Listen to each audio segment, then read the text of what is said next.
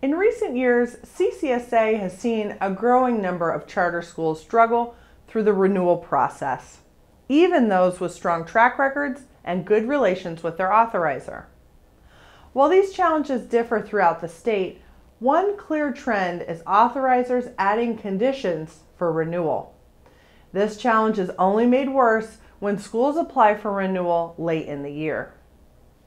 Your charter renewal is a high priority for CCSA, and it is our goal to help our member schools avoid renewal challenges.